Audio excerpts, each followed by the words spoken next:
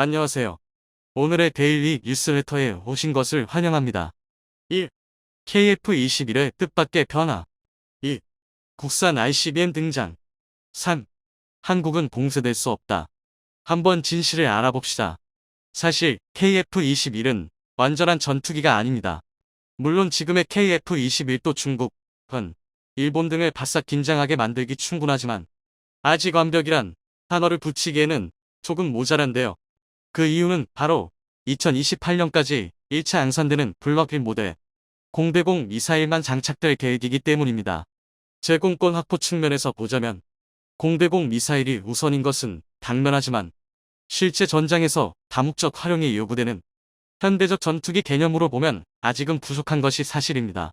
그런데 이제 이것도 옛날 얘기가 됐습니다. 그동안 해외 수입이냐 자체 개발이냐를 놓고 설전을 벌이던 신형 공대지 미사일의 향방이 드디어 결정된 건데요. 지난 12일 방위사업청이 발표한 내용에 따르면 2032년까지 생산될 KF-21 블럭 2에는 국산 타우러스 공대지 미사일이 장착될 계획입니다. 독일과 스웨덴이 공동 개발한 타우러스는 초장거리 벙커버스터 순환 미사일로 전 세계 공대지 미사일 시장을 장악했는데요. 이 타우러스를 한국이 국내 기술로 자체 개발에 성공한 것입니다. 이로써 국산 KF-21의 국산 미사일을 탑재할 수 있게 되었는데요. 이는 겉에서 보이는 것보다 훨씬 대단한 업적입니다. 보통 미국 같은 극소수의 국가들을 제외하고는 전투기와 핵심 무장의 생산지가 동일한 나라는 거의 없습니다.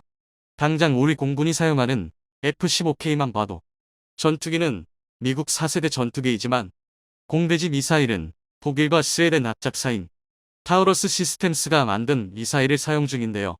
그런데 한국이 전투기와 핵심 무장 모두를 자체 개발하는 데 성공한 것입니다. 이로 인한 이점은 확실한데요. 우선 두 가지 모두 대한민국의 장비이기에 현재 운용 중인 미군 전투기처럼 미사일 장착 비용을 지불할 필요가 없습니다. 또한 KF-21이 세대 개량을 거칠 때마다 그에 딱 맞춰 미사일 업그레이드가 가능해서 내부로는 기술력을 축적하고 외부로는 해외 시장에서의 경쟁력을 챙길 수 있게 되었습니다.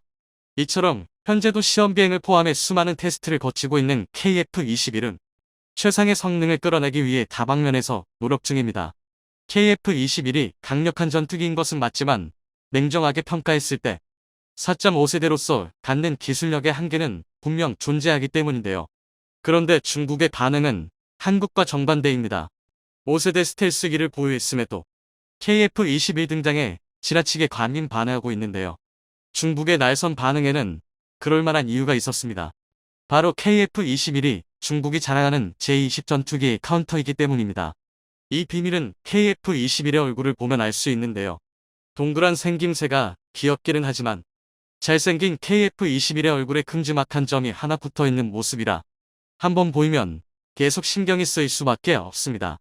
그런데 이 장비가 바로 KF-21이 중국의 제20을 포함한 스텔스 전투기의 카운터가 될 수 있도록 해주는 아르스트 적외선 센서입니다. 아르스트는 적외선을 이용해 적기와 대공 미사일 등 광범위한 영역에서 대공 표적을 탐지하고 추적 정보를 제공해주는 장비인데요. 아르스트의 가장 큰 특징은 물체가 발산하는 열에너지를 감지해서 레이더가 놓치는 스텔스기를 포착할 수 있다는 점입니다. 높은 고도의 차가운 공기와 대비되는 엄청난 엔진열을 발산해서 더욱 쉽게 포착이 가능합니다. 다만 레이더에 비해 탐지거리가 짧고 날씨의 영향을 많이 받는다는 점과 미사일 방어 시스템인 플레어에 취약하다는 단점이 있는데요. 그러나 스텔스 성능이 기본적으로 장착되는 5세대 이상 전투기들과의 교전 상황을 생각해 볼 때 서로 레이더로 찾지 못하는 상태에서 아르스트를 사용할 경우 매우 유리한 전투를 벌일 수 있습니다. 게다가 말만 레이더에 비해 탐지거리가 짧다 뿐이지 아르스트도 환경만 받쳐준다면 최대 100km 이상 탐지가 가능합니다. 특히 자국의 스텔스기가 많은 무장을 갖출 수 있다고 선전하는 중국은 반대로 엔진 기술이 받쳐주지 못해 유독 아르스트의 약한 모습을 보이고 있습니다. 그 이유는 교전에 진입하기 전 F터번을 사용해 충분히 속도를 올려야 하는 전투기의 특징 때문인데요. 엔진 기술이 부족한 J-20은 그만큼 더욱 긴 시간 F터버너를 사용해야 합니다. 그런데 앞서 말씀드린 것처럼 아르스트는 열에너지를 추적하기 때문에 F터버너를 오래 사용할수록 탐지 확률이 기하급수적으로 치솟습니다. 한마디로 아르스트의 존재로 인해 중국 스텔스기는 함부로 속도를 높일 수도 없는 상황이 되는 것은 물론 그만큼 작전 반경과 기동력에서 손해를 볼 수밖에 없다는 얘기입니다. 더군다나 적외선 센서가 다른 탐지 체계와 연계가 가능하다는 점을 생각해보면 아르스트가 얼마나 무서운 탐지 능력을 갖추고 있는지 알 수 있는데요. 만약 KF-21에 아르스트와 지상 그리고 해상 지원 장비가 유기적으로 연동된다면 적 전투기는 자신이 조준되어 있다는 것도 알지 못한다는 얘기입니다. 이처럼 전투기에는 외관은 이해할 수 없어도 실제로는 꼭 필요한 장비들이 몇 가지 있는데요. 그중 가장 대표적인 게 바로 라팔의 손잡이입니다. 물론 이게 정말 손잡이는 아닌데요. 이건 공중급유 장치입니다. 하지만 실제로 조종사들은 라팔에 탑승할 때 손잡이처럼 요긴하게 써먹기도 합니다. 그러나 더듬이처럼 생긴 이 요상한 물건은 전투기 운용의 패러다임을 바꿔버렸습니다. 공중급유기와 급유 장치의 등장은 1900년대 초반 냉전 시대로 거슬러 올라갑니다. 당시 미군의 전략 폭격기는 목표 지점과 인접한 상공에서 머물다가 명령받으면 진입하는 방식으로 운용되었는데요. 공중 급유기가 등장함으로 인해 폭격기들이 24시간 공중에서 대기할 수 있게 되었고 혹시 모를 적의 활주로 폭격 또한 대비할 수 있게 되었습니다. 즉 피급유기가 목적지에 더욱더 오래 머물 수 있도록 해줌으로써 작전 반경이 비약적으로 증가한 것입니다. 일례로 베트남 전쟁 당시 공중급유를 받은 비행기들은 단 한 번의 착지 없이도 태평양을 횡단해 임무를 수행했는데요. 이뿐만 아니라 이륙하는 비행기의 연료량을 줄일 수 있게 되어 훨씬 더 많은 무장이 가능했습니다. 오죽하면 공중급유를 천상의 키스라고도 부를 정도인데요. 이런 공중급유의 가장 대표적인 방식은 FA-52 사용하는 프로그 앤 드래그 방식과 KF-21이 사용하는 플레잉 붐 방식이 있습니다.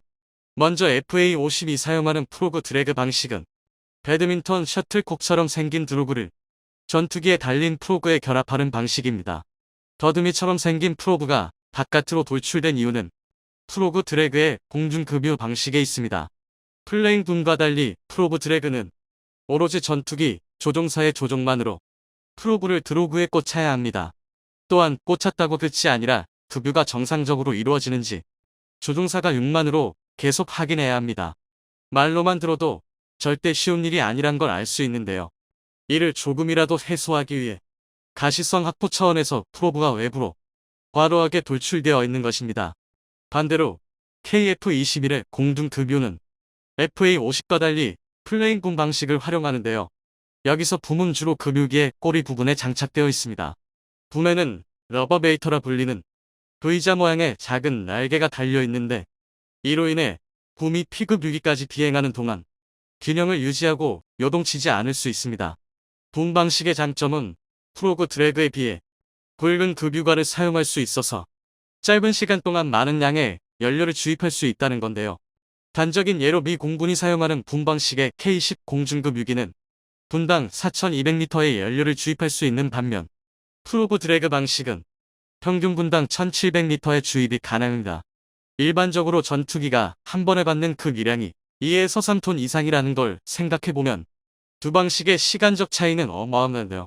그리고 우리 공군은 플레잉 붐 방식과 프로그 드래그 두 가지 방식의 공중급유를 전부 사용하고 있습니다. 이는 대한민국의 지리적 특성 때문인데요.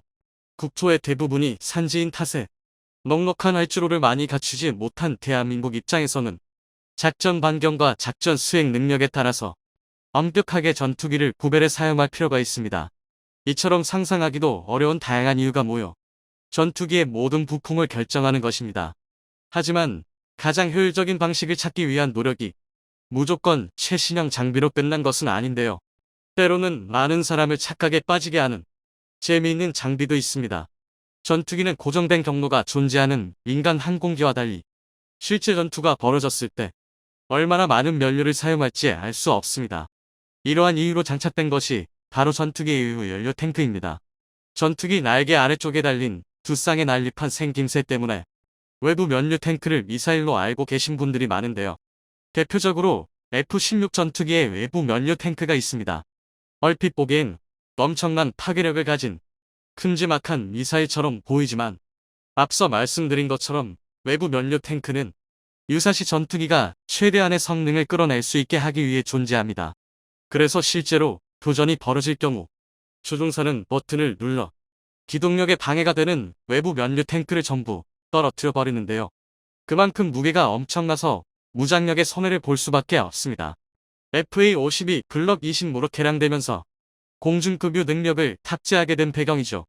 세계 각국이 앞다투어 FA-50을 구매하려는 데에는 다 그럴 만한 이유가 있는 건데요. KF-21이 복자형과 단자형 두 가지로 개발되고 있는 데에도 다 이유가 있습니다. 우선 가장 표면적인 이유는 단순히 기종 전환 훈련을 하기 위함입니다. KF-21의 익숙한 파일럿이 초보 파일럿과 함께 탑승해서 두 번째 이유는 바로 임무 특성상 복자기가 필요한 경우입니다.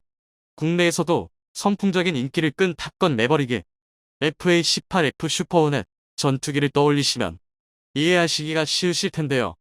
영화에서 나온 것처럼 앞좌석에 앉은 전투기 조종사가 조종에 집중하는 것과 별개로 뒷좌석에 앉은 파트너 조종사는 조종 외의 별도 임무를 수행합니다. 전투기의 임무가 단순한 공중 장악에서 공대지, 공대함 등 다양력으로 범위를 넓혀가면서 다양한 발전과 변화가 시도도 되는 건데요. 이처럼 KF-21은 아직 무궁무진한 가능성이 잠들어 있는 미완성의 기체입니다. 그리고 매번 다른 모습으로 세계를 놀라게 하는 전투기인데요. 대지와 하늘을 잇는 흰 기둥이 솟아오릅니다. 얼마 전 성공적으로 발사된 한국의 로켓 누리호의 발사가 생각나지만 꿈과 희망을 담고 우주로 향하는 게 아닌 악의만을 담고 대만을 향해 발사된 중국 로켓의 연기입니다. 미국 펠로시 하원 의장의 대만 방문에 대한 중국의 군사적 위협이 계속되고 있습니다. 중국군은 대만을 향해 포격 훈련을 진행했고 중국 항모전단이 대만 해역을 봉쇄했습니다. 대만 역시 이에 맞서 오는 9일 포사격 훈련을 예고해 군사적 긴장감이 이어지고 있는데요. 중국은 펠로시 의장이 대만에 이어 한국을 방문하자 이번엔 서해 인근에서 군사훈련을 진행하며 한국에까지 군사적 위협을 감행해왔습니다. 중국과 대만, 미국 어느 쪽끼는 한 발만 잘못 내딛어도 곧바로 전쟁으로 이어질 수도 있다는 위기감 속에서 팽팽한 대치가 이어지고 있습니다. 새로운 대전쟁의 가능성이 보이기 시작한 지금 한국은 언제 불붙을지 모를 화약고의 한가운데 있는 형국입니다. 서해상에서 이루어진 중국의 위협에 국방부는 기존 진행 중이던 한국형 사드 캔드 추진을 가속화하겠다고 발표하며 북한이든 중국이든 어떤 나라의 미사일이라도 막아내는 것은 물론 공격의 근원지를 날려버려 한반도로 향할 공격을 원천 봉쇄하겠다는 포부를 밝혔는데요. 한국군의 호언장담에 어떤 근거가 있는지 자세히 알아보도록 하겠습니다. 과거 한국은 북한의 미사일 위협에 맞서 중국의 반대에도 불구하고 사드를 설치했었습니다. 그렇지만 한반도 환경에서 사드만으로는 완벽한 방어가 불가능하다는 사실을 알게 된 국군은 한국형 방공미사일 방어체계 캄드 코리아 에어앤 미사일 디펜스의 개발에 돌입했습니다. 한반도 전체를 뒤덮는 철의 장막을 만들겠다는 계획이었습니다. 캄드는 한 개의 무기로 이루어진 방공체계가 아닌 고도별 미사일, 폭탄에 대응하기 위해 여러 개의 무기체계를 통합 운용하는 방식을 의미합니다. 이를 위해 각 고대별 대공무기가 개발되고 있는데요. 가장 대표적인 대공무기로 미군에서 개발한 종말, 고고도 지역 방어체계 사드 세대가 있습니다. 탄도탄말을 겨냥해 개발된 방어체계로 최대 사정거리 200km 아니 40에서 150km 고도 내의 목표물을 요격하는 게 가능합니다. 사드의 레이더 탐지거리가 최대 1000km에 달해 배치될 당시 중국의 격렬한 반대에 부딪혔으나 결국 포대까지 설치되며 미국 외에 완전한 사드가 설치된 유일한 나라가 되었습니다. 사드는 한반도의 완벽한 방패가 되어 줄 것처럼 보였지만 사드의 요격 고도인 40에서 150km 밖에서 날아오는 공격에 취약한 것이 드러났습니다. 북한의 포병 전력이 수도권을 겨냥하고 전쟁이 일어날 경우 언제든 서울을 공격할 준비를 마치고 있습니다. 북한은 지하갱도 진지를 건설하여 330기의 장사정포와 다연장 로켓포를 배치하고 300에서 600mm에 이르는 초대형 방사포가 등장하기도 했습니다. 그리고 2010년 연평도 포격 이후 한국에도 포탄 요격 체계가 필요하다는 의견이 나왔었습니다. 낮은 고도로 날아오는 수백 발의 포격을 막기에는 사드의 요격 시스템만으론 불가능한 일인 것으로 판단한 국군은 이스라엘의 아이언돔에서 영감을 얻어 일명 한국형 아이언돔 장사정포 격 체계의 개발에 들어갔었습니다. 밤하늘에 별들의 전쟁이 펼쳐졌습니다. 지하드의 미사일 공격을 이스라엘의 미사일 요격 체계 아이언돔이 막아내는 모습입니다. 지난 5일 이스라엘의 공습으로 팔레스타인 이슬람 지하드 피제 고위 지휘관이 사익사하자 이에 대한 보복으로 예루살렘을 향해 600발의 미사일을 발사했습니다. 비처럼 쏟아지는 미사일을 막기 위해 아이언돔은 밤낮을 가리지 않고 불을 뿜어내고 있습니다. 이처럼 국지적인 미사일 공격과 포격의 방어에 효과적인 아이언돔의 도입 역시 고려됐었으나 한반도의 환경에 적합하지 않다고 판단, 한국형 아이언돔의 자체 개발에 들어갔었다. 그리고 올해 2월 한국형 아이언돔 램드의 시험 발사에 성공했습니다. 개발에만 2조 8,900억 원이 투입된 램드는 양산되어 수도권 및 주요 방호 목표 일대에 배치될 예정인데요. 이산 응동 위상 배열 레이더를 사용해 거리 40km, 고도 10km 이하의 방사포탄과 탄도미사일을 정확히 탐지하고 한 번에 100발 이상의 적포탄이 동시에 날아와도 추적 가능한 대공 무기체계입니다. 미사일 발사대 일대에 육경 미사일 16발이 탑재되는데 완편된 램드 시스템은 총 192발의 육경 미사일을 탑재하고 최고 9개의 완제된 램드 시스템이 만들어진다고 하는데요. 총 1728개의 육경 미사일이 한반도에 배치되는 것입니다. 현재 램드에 탑재될 해공 함대공 미사일의 한 발당 가격은 10억 원이지만 개발사인 LIG 넥스원에서는 3D 프린터 기술 등의 도입을 통해 가격을 현재의 절반으로 낮춰 대량 양산할 계획이라고 합니다. 램드는 2035년 완성을 목표로 하고 있었지만 국방과학연구소는 6년 앞당긴 2029년까지 개발 완료하겠다고 밝혔습니다. 2024년을 목표로 하고 있던 장거리 지대공 유도무기 LSAM 역시 같은 달 시험 발사를 성공적으로 마치며 완성 단계에 도달했다는 것을 보여주었는데요. 다기능 레이더 1대, 교전통제소 1대, 대탄도탄 유도탄 발사대 2대, 대한공기 유도탄 발사대 2대로 구성되어 탄도탄과 항공기 모두에 대응 가능한 대공무기입니다. 영상 속 부유 시험에서 보듯 고고도에서 정교한 궤도 수정을 통해 적 IVM을 요격하는 게 가능합니다. 한반도 방공망의 한 축으로 자리잡을 차세대 이지스 구축함 정주대왕 역시 얼마 전 진수식을 마쳤었는데요. 최대 탐지거리 1800km를 자랑했지만 탑재될 것으로 기대받던 ICBM 요격 미사일인 SM-3이 배제되고 SM-6 미사일까지만 탑재되어 눈만 있고 주먹은 없다는 기존 한국 이지스함의 평가를 이어가는 듯 했습니다. 정조대왕 함을 비롯한 KDX-I 배치 II 세척의 수직 발사 체계는 SM-37까지 운용할 수 있도록 설계되어 있는데요. 이 때문에 최대 사거리 2500km 요격고도 900km에 달하는 탄도 미사일 방어 함대공 미사일 SM-3이 정조대왕 함에 탑재되어 북한의 ICBM, SLBM을 차단해 줄 것으로 기대받았었다. 지난 8월 1일 열린 국방위원회에서 SM-3을 왜 배제했느냐는 한기호 의원의 질문에 이종석 국방장관은 합참에서는 소요상으로는 충분히 필요하다 판단했을 것이나 이지스함의 작전 개념과 한반도에서 탄도탄 지상 방어를 위한 SM-3의 운용이 반드시 일치하지 않는다. 그래서 운용 순위와 작전 운용 개념을 고려해 SM-3에 대한 전력화 속도를 조정 중이다라고 답변했는데요. 이에 대해 한기호 의원은 아직도 도입 미정인 상황을 지적하며 북한의 지대지 탄도탄과 SLBM의 방어는 현재 지상 기반 캠드로는 한계가 있다고 말했습니다. 이종석 국방장관 역시 무기체계와 함정을 동시에 전력화하도록 발전시키겠다고 답했습니다. 이러한 질의를 통해 군사 전문가들은 국방부 측에서도 SM-3의 필요성을 인지하고 있으나 정치 경제적 비용을 고려해 도입을 보류한 것으로 추측하고 있습니다. 최선의 방어는 공격이라는 말이 있습니다. 그리스 최강의 전술이었던 팔랑크스진 방패와 방패를 맞대벽을 구축하고 긴 창을 이용해 적을 공격하는 뚫을 수 없는 무적의 방진이었습니다. 한반도의 방패가 완성되어 가고 있는 만큼 적을 향할 창 역시 중요한데요. 북한이 보유한 방사포나 탄도 미사일의 물량이 막대한데 이 물량으로 밀어붙인다면 캠드로도 막을 수 없는 게 아니냐는 의혹에 군사 전문가는 다음과 같이 대답했습니다. 화살이 아니라 사수를 공격해야 한다. 날아오는 포탄이 아닌 공격이 시작되는 지점을 타격해서 공세를 끌어내야 한다는 말인데요. 이것이 바로 한국의 킬체인 전략입니다. 적의 공격을 적극적으로 추적, 선제 타격해서 아예 공격도 하지 못하게 만드는 방어 전략이죠. 걸프전 당시 미군이 적의 스쿼드 발사기지를 제압하기 위해 만든 체계로 탐지, 확인, 추적, 조준, 교전, 평가의 단계를 거치는 타격순환 체계로 만약 평가 단계에서 적의 피해가 충분하지 않았다고 판단될 경우 다시 1단계부터 목표물이 완전히 전투력을 상실할 때까지 공격이 이어집니다. 만일 한반도 전쟁이 일어날 경우 미군의 킬체인이 발동되며 3시간 이내에 다음과 같은 전략 무기를 북한으로 투사하기로 계획되어 있습니다. 사실상 3시간 이내로 전쟁을 끝내는 것이 목표인 계획이죠. 기존 한국의 킬체인 전략은 미군에 전적으로 의존해 왔었지만 몇 차례 북한의 군사적 도발 이후 한국의 독자적인 킬체인 전략이 필요하다는 의견이 높아지며 한국형 킬체인이 개발되기 시작했습니다. 한국형 킬체인은 북한이 핵무기를 사용하기 전에 전쟁을 끝내는 것을 목표로 하여 계획되고 있는데요. 이와 같은 킬체인을 성립시키기 위해서는 미군과 같이 적을 압도할 수 있는 작전 수행 능력을 갖추고 있어야 합니다. 6. 핵.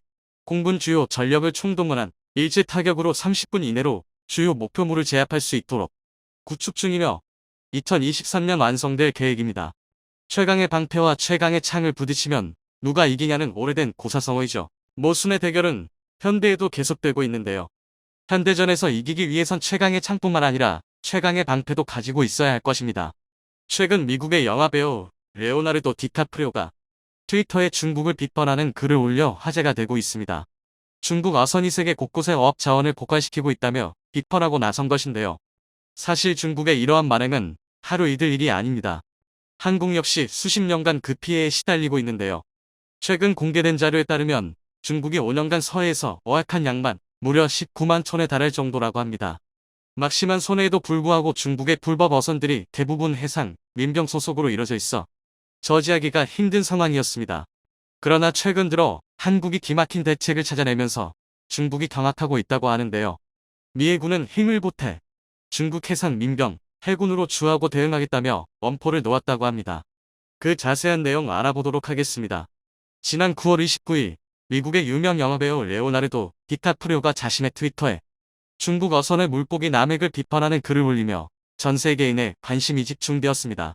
디카프리오는 환경보호주의자로 잘 알려져 있는 느 환경보호는 안중에도 없이 닥치는 대로 어획을 일삼는 중국의 만행을 참지 못하고 목소리를 높인 것이죠. 잠시 그 내용 함께 보시겠습니다. 중국은 지난 20년간 원양어업 선박을 수천 척으로 확대했다. 그 결과 중국 근해의 어업 자원을 고갈시켰으며 이제 중국 어부들은 세계 곳곳의 바다로 출항해 원양어업을 계속하고 있다. 또한 디카프리오는 뉴욕타임스의 관련 보도를 리트윗하며 이러한 관행은 해양 자원의 상업적 지속 가능성과 지역 경제에 큰 타격을 주고 있다고 덧붙였습니다. 뉴욕타임스는 지난달 26일 중국 원양어선들이 남미 바다에서 대규모 조업을 벌여 지역 경제와 해양 생태계를 위협하고 있다는 특집 기사를 냈습니다. 기사에 따르면 중국 어선들이 에콰도르와 페루 인근 바다에서 2016년 이후로 거의 매일 조업을 하고 있다고 하는데요. 결국 중국 어선들은 남미 북서부 에콰도르와 페루를 넘어 동부의 아르헨티나 바다로까지 진출해 올 한 해에만 1만 6천회 이상 조업했다고 합니다. 중국은 지난 20년간 자국 근해 어업 자원을 고갈시켰으며 그것도 모자라 3,000척에 가까운 세계 최대의 원양어업 선단을 구축해 세계 모든 해양에서 조업을 해오고 있습니다. 이러한 무절제한 대규모 남획으로 인해 참치, 오징어 등의 어종은 조만간 상업적 조업이 불가능해질 것으로 전망될 정도라고 합니다. 사실 공해상에서의 원양어업 자체는 불법이 아닙니다. 일본, 한국, 대만도 원양어업 선단을 운영하고 있죠. 하지만 그 규모 면에서 중국은 도를 지나쳤습니다. 뉴욕타임스 역시 중국 같은 규모로 전 세계에서 조업하는 국가는 없다고 지적했습니다. 중국의 이러한 만행은 하루 이틀 이어져 온 게 아닙니다. 특히나 인접국인 한국으로서는 그 피해가 극심할 수밖에 없는데요. 최근 공개된 자료에 따르면 지난 5년간 한중어업 협정에 따른 상대국 배타적 경제 수역 예제에서의 양국 조업 실적 불균형이 심각한 수준이라고 합니다.